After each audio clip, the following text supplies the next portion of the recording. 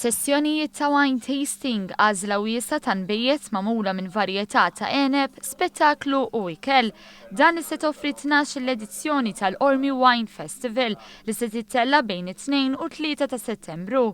Apparti l-inbid f'dan il-festival ma jonqosx l-ikel. Fil-fatt il-pubbliku jista' jiekol ikel tradizzjonali Malti bħal stuffat, fenek u majjal li żgur jikkumplementaw tat-sanbit.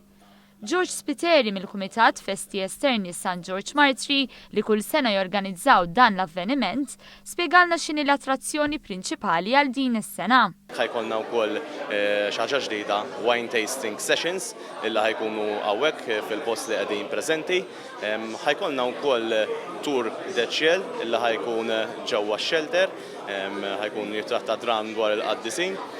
Waqt il-festival tal-inbit ma jonqosx spettaklu mill-aqwa talent lokali. Festival li s-sena li għaddiet ġibet liħ mal-10,000 persuna li jattendew biħġarhom.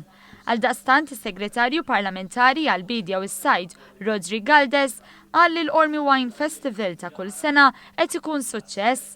Fil-waqt li ringrazzja lill-organizzaturi tal-impenn tagħhom għall promozzjoni tal-prodott Malti awguralhom kull suċċess.